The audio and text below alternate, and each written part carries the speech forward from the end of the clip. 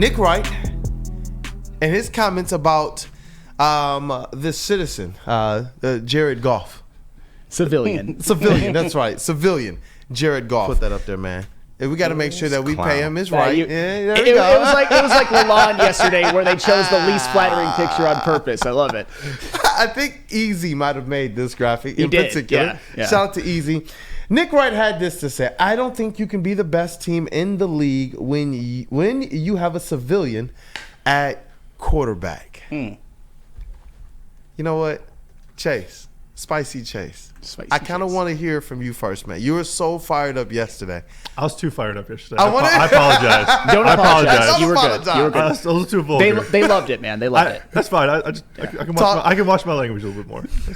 Listen, bro. When you hear stuff like this, because Jared Goff is that quarterback who he's had to earn the belief of an organization because one dumped him. He's had to earn the belief of a coach because one set him up to be traded.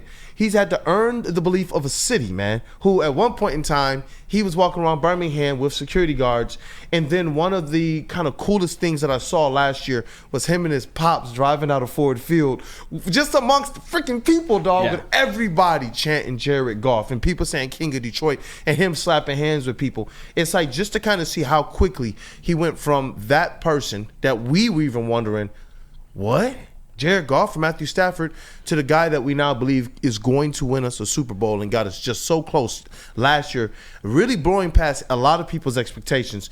But he's still, amongst all the national pundits, whether it's for clickbait or not, can't seem to earn people's respect, man. And that, to me, it just, and I get it, it's not everybody. But for this to still be something on a major platform, to me, it's just trash, for lack of a better word, man. Yeah, I mean, everybody's entitled to their own opinion. Some people's opinions are a little bit louder with the microphone in front of them. Nick Wright is a very big fan of the Kansas City Chiefs, and so it's not surprising that somebody who views the Kansas City Chiefs, as their favorite team would want to discredit the most legitimate and serious threat to overtaking their current reign on the NFL with back-to-back Super Bowl championships. Technically, if you want to be granular about it, I'm pretty sure everybody in the NFL is technically a civilian. I don't think any of them. I don't think any of them have ever played at a service academy or have worked in law enforcement or anything like that. I think technically that's what classifies you as a civilian. So, I think Patrick Mahomes technically would be a civilian. Spenny said it yesterday. I think perfectly though on heavyweights. Kurt Warner went from bagging groceries to running the greatest show on turf. So if you want to talk about, I see the real K77 said it. Yeah. He just said Kurt Warner was a civilian. Yeah, and people are talking about it in the chat as well. I saw somebody else as well just rolling back and bringing it up too. So what he thinks has no bearing on what the Lions are going to do on the field, how they think or prepare in that locker room. So his name's Nick Wright. We'll call him Nick Incorrect. I like how you did that because it's Nick Wrong is too easy, and people have taken that. Nick Incorrect is good. Why not? Why not the original? Chase GPT refuses to be held down by Cavassier Chase. KG, man, this stuff, it gets on my freaking nerves, bro, because I'm just like, at what point in time is our guy just a guy that can get the type of respect? And I guess you got to put up Super Bowl rings, but there are other quarterbacks that can even come in as a rookie and get instant glaze, because there was also another quarterback by the name of Caleb Williams, who this guy said was ready to knock off the Lions in the NFC division. And I'm just like, in the NFC North division. And now all of a sudden you're doubling it up with this type of stuff. And for me, I'm glad that we have the platform that we do.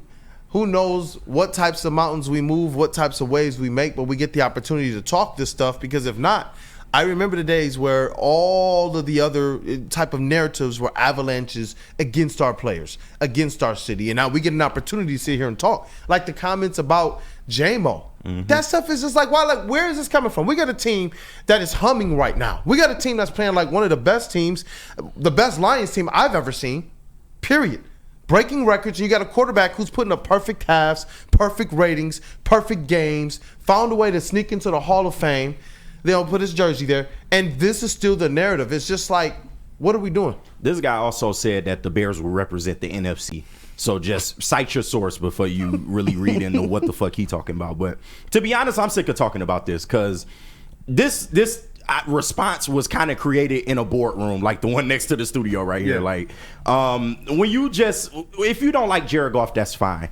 If you don't watch the games, that's fine. If you want to critique his play, that's fine too. But to call him a civilian, to me, that shit is kind of lame, bro. That just completely flies in the face of what this man has done during his career. I mean, he's been a part of 2 franchises turning the corner and turning it around. He's been to a Super Bowl, and yes, okay, he had a team around him. Whoop did he fucking do? Guess what? They don't run the ball. They don't run the ball 100 times in football games. We got a what did he do reference out of KG today. I mean, you heated and you trying to stay measured. Nah, man, I'm really sick of talk because this is what he wanted. This is what the goal of this was to have us on our shows respectively talking about this crap. But like I said, man, you don't run the ball 100 times in a football game. He still had to go out there and make the plays. He's gotten to a Super Bowl. He's been top 5 in QB stats for the past few years now.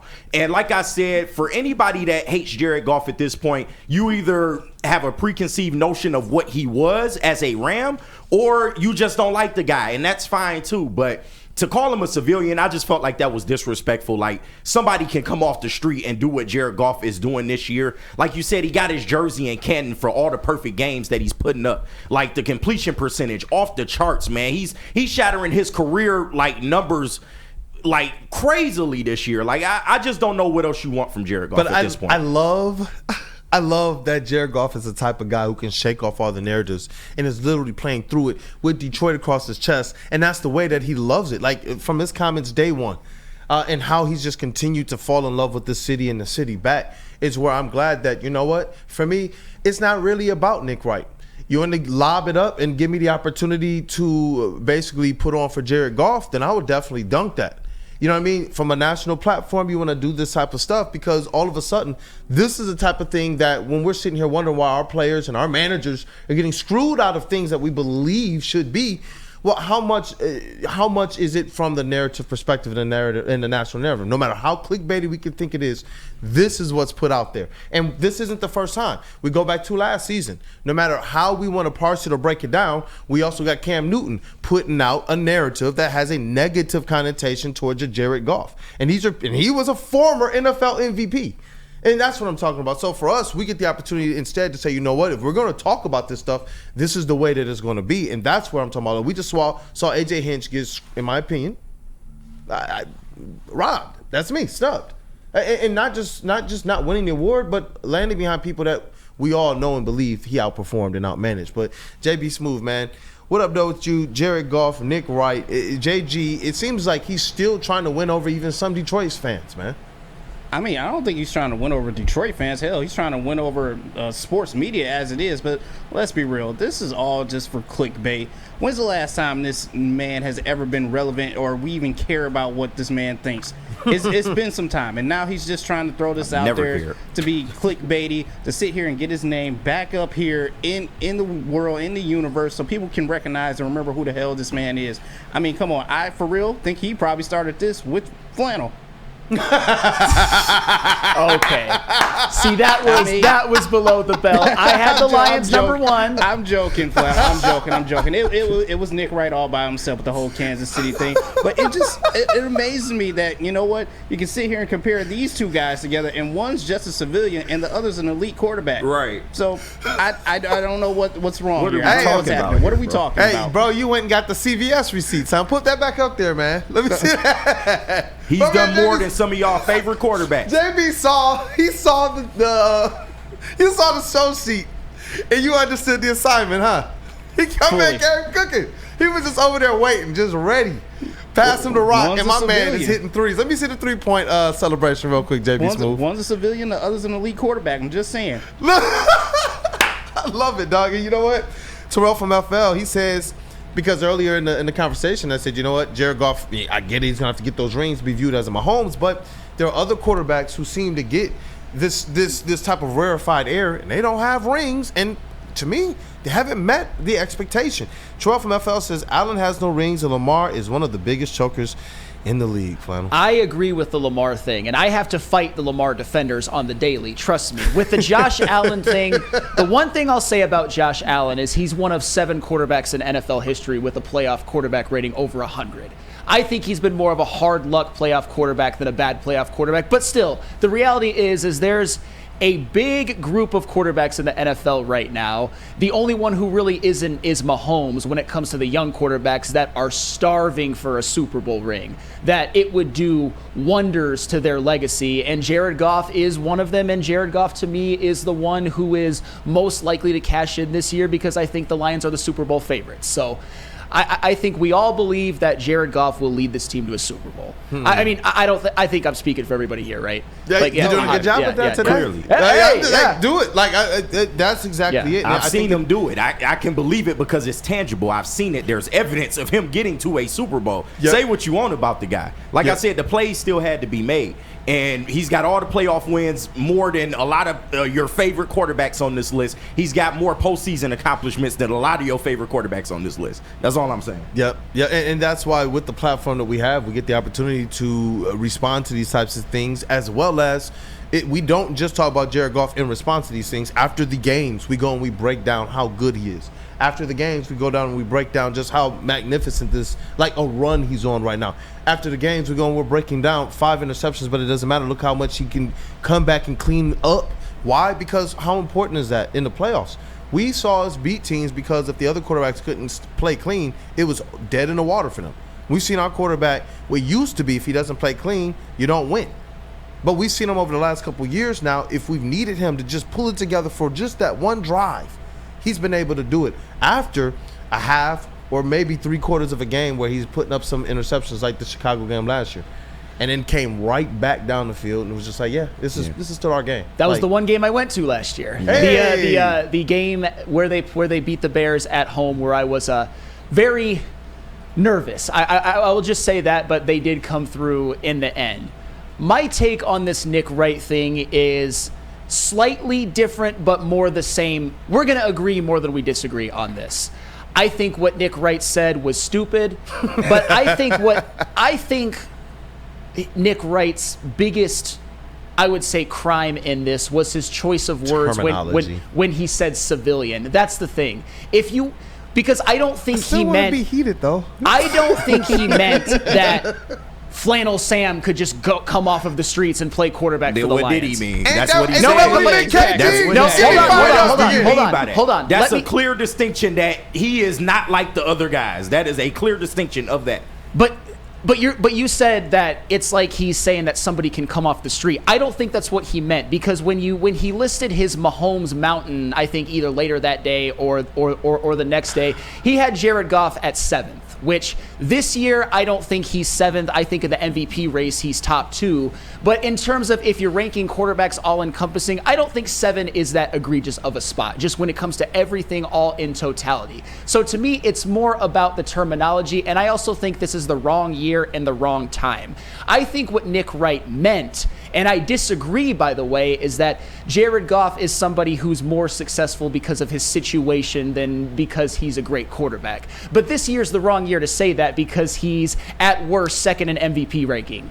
You can't have that. You can't say that this year. Isn't that a really dumb argument to make, though? Because take away Andy Reid and take from the Kansas City Chiefs and put Patrick Mahomes on the Bears, and what happens there with all that dysfunction? But the problem though is that with Andy Reid and with a lot of the advantages, he does have 3 Super Bowl MVPs and 2 regular season MVPs. Right. All the situation around him, all the he has a lot of all pros, Pro Bowlers, Hall of Fame level talent who's played alongside him as well. Situationally, that doesn't yield for Patrick Mahomes to benefit from those around him as well. But along with the referees? Well, can we agree though that there's a lot of quarterbacks with good situations, and nobody's accomplished now with the Mahomes anybody who wins and succeeds in this league is in a good situation. Sure, you have to be 100%. You have to have a good team around you to win. A competent organization. I understand that, but why? I just don't understand the need to tear down Patrick Mahomes. If you want to tear down, honestly, let me just get this off. If you want to tear down Josh Allen, I disagree, but I can see it. That's my point. If you want to tear down Joe Burrow, I firmly disagree. You saw me bang my fucking head against the desk because of it. I disagree, but I can at least see your point. Same with Lamar Jackson. Same with a Justin Herbert. But right now, if we're talking, and I don't want to make this about Mahomes, What Mahomes has accomplished in his first 5 seasons is basically Jordan after his first retirement, and everybody else is the Clyde Drexlers and the Hakeem Olajuwons, the Charles Barkleys, and the Dominique Wilkinses of the world. What was Jordan without Scottie Pippen and Phil Jackson? Sure, but he accomplished all of that. Okay, though. but with all, that's the thing though, with all those other things around him, and that's what we're trying to take away from Jared Goff, but not also acknowledge when it comes to all these other greats that we're comparing him to. No, I'm not taking it away from Jared Goff. My point when it comes to Goff is that, and this is where a lot of people are going to get mad at me, but I have to just be honest. We are letting, and I get it because he's our quarterback. I love him as well. He's putting up an MVP season. We're letting him skip steps. We're acting like he's already Jesus Christ as a quarterback right now. He needs to actually, and I'm not saying he hasn't accomplished enough yet. He has done great for the Lions. We tear down Josh Allen. We tear down Joe Burrow. Jared Goff doesn't have a ring either. I think he'll get one this year. I do. Yeah. I think he'll get one this year, but we're letting him skip steps. Is it more or less skipping steps and tearing down those other quarterbacks, or is it us holding those who let Joe Burrow and Josh Allen skip steps? Or is it just us holding them accountable? Because we let them skip steps because of how pretty they can throw the ball, or how far they can do it, or he looks cool running the ball. But these guys, to me right now, I'm sorry, they're sucking the teat of Jared Goff. See, I disagree with sucking the teat. They just are, I can't say that. I'm sorry, bro. This is the Detroit Lions organization. They're a good organization now. You take Jared Goff off of it, okay. Bro, we saw Matthew Stafford here, and there were times where that defense. Is he a civilian? You can say Stafford skipped steps. He never won a playoff game, never won a division here. And they made him the highest paid player in the league at one point. But he's not. He was never talked about as one of the best quarterbacks in the league. We hate him now. We hate him like that, though. We cheer that Kirby Joseph is booing a jersey of him. As soon as he got to the Rams, just like they all of a sudden were talking about Stafford as one of the best quarterbacks. The stupid narratives of how the Lions held him back. They did hold him back. How did they never? They held him back. Here and then didn't get held back and can't get the credit. That's what I'm talking about. He does get credit, dude. That's I'm giving him credit. No. I don't think it's fair to say he's skipping steps. He's gone. When you're talking about the elites of the elites, we understand that there's a difference there. I can give LeBron James credit, but if we're not properly making sure that it's diced the right way amongst those tops, that's where the most emotion comes out. Jared Goff is a person who continues, and we've talked about this consistently, because it doesn't look the way the other quarterbacks do it. He just, for some reason, gets demoted. For me personally, I don't care if it's silly. I don't care if people say it's just sports. I don't care, bro. It's my life every day. I will defend that. This guy goes out there and as it relates to the production, he's doing elite stuff. I don't care if he's not throwing the ball as far as hard or this or that. He's going out there and this team is winning, and I do believe he's one of those quarterbacks that makes those around him better. There is a bunch of fourth-round picks. There are people who I said were going to be that people told me were the wrong draft picks. There are people who they told me that J-Mo's a bust. I was hearing so much about what this was. Sam Laporta wasn't the right selection. Jared Goff is the constant. As this team has improved, it's Jared Goff, Dan Campbell, Brad Holmes. Those are your constants. Those young players. Who was the lead for Penei Sewell? Who was the leader in the room for Amon-Ra St. Brown? As much as I will give them credit for the work they put in, it was always your quarterback, and that was Jared Goff. This team has been elevated. Even the defense, bro, we talk about how good it was, and we're going to give Aaron Glenn his credit. But, dog, that defense really put the offense sometimes in some bad situations last year. Of course. And Jared Goff had to play darn near perfect. This year, Jared Goff has had to play darn near perfect. This is what we're talking about. Perfect. For the Lions who have what they have right now. There are games where if he's not playing perfect, we don't know what the outcome is. We've seen if he has a bad day, if he has a bad game, we see Houston? No, they won that game. That's what I'm saying. If Jared he has a Goff bad did not day, have a good game that game, and they almost lost because of that. That's what I'm saying. If he just so happens to sneeze, then all of a sudden, it's a ripple effect. 5 interceptions is not a sneeze. I promise. 2 interceptions against the Bears was a sneeze. I promise you that we. Yes or no? I promise you that we agree a lot more than we disagree. Yeah. I just don't like the idea of tearing down everybody else. And I want. Okay. And we're not necessarily tearing them down, but they all end up at the same place after the playoffs is over. They all have zero. So why do they get to be on the mountain that you're saying Jared Goff shouldn't be on? The difference is Jared Goff's been to 2 NFC championships in a Super Bowl. I can't say that for Josh Allen. Joe Burrow only been once. So I'm just saying, that's all. Well, Joe Burrow's also been to a Super Bowl and an AFC championship. I said he's only been once, though. If you want to just, I don't even put that as the criteria. My thing is that, and this is what I said at the beginning, and I think we should be able to agree on that. I don't know if we will, is that there is a large group of quarterbacks. Whoever ends up, unless it's Mahomes, of course, because he's obviously accomplished more than everybody else, whether it's Josh Allen, whether it's Jared Goff, it's not going to be Joe Burrow because they have a losing record, whether it's Lamar Jackson, somebody is about to have their legacy elevated to a point where you can instantly put him into the Hall of Fame. And Jared Goff, to me, is the most likely person to do that because I think the Lions will win the Super Bowl. It's just, when I talk about skipping steps, I don't mean... I think what we're doing, and I don't blame us, by the way, and I feel like I have to do that to some degree as well, is that we are pushing back against the narratives is what we're doing. What steps are we skipping, though? Yeah, I mean, we're talking about a number one overall draft pick who had a shitty situation that they came into in their rookie year with Jeff Fisher, climbed the mountain with Sean McVay, almost got to the top, was discarded and thrown out, included along with several first-round draft picks in a deal for another quarterback that is older.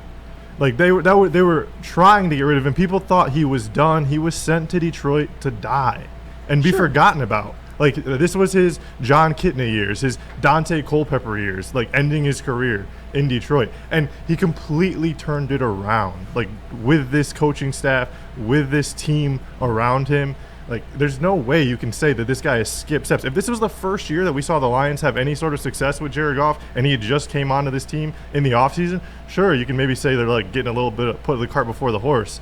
But no way in this growth that we've seen year after year can you say that we're skipping steps and putting this guy ahead of where he should be ranked. It's not about his development. It's not about his progress because I believe, as I said, his first season with the Lions, obviously it was a shit situation still, and every year since he's been a great quarterback. And this year he could damn near win the MVP, especially if he continues like this and the Lions continue to win games. Yeah. It's more about the narratives. It's more about our need. And I know you guys say that you don't do this to like elevate Jared Goff over everyone, including sometimes Patrick Mahomes. And I think that that's crazy. We've never elevated him over Patrick Mahomes. But we do. Look at the chat.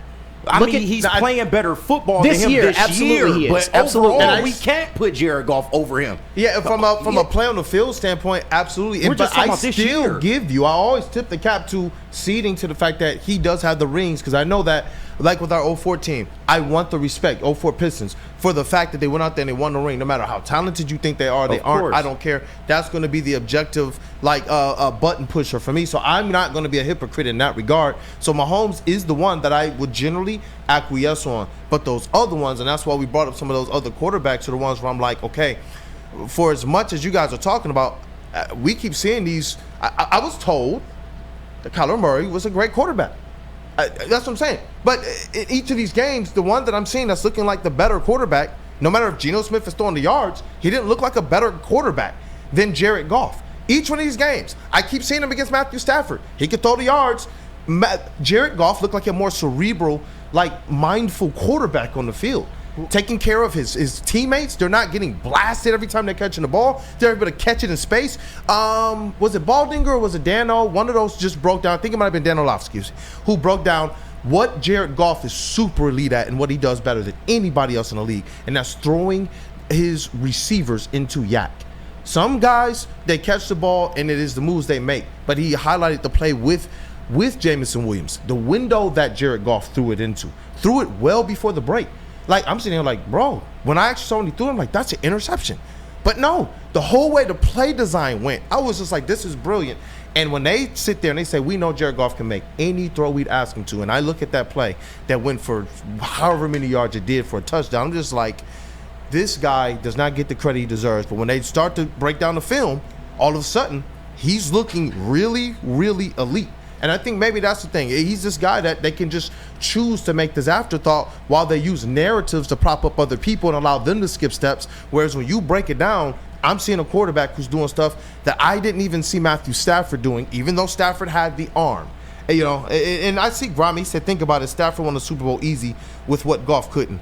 Did I miss where did they sell out their future to Absolutely help Goff win? And they signed free agents. No, but what I'm saying, did they sell out their future to help Goff win? No, they had to sell out their future to help Stafford win. You know what's crazy? The Lions of all teams didn't have to sell crap, bro, to help Jared Goff get to where he's at right now. That's what I'm talking about, and it's a complete difference for me when I'm talking. Man, It's the truth. So, man. but like.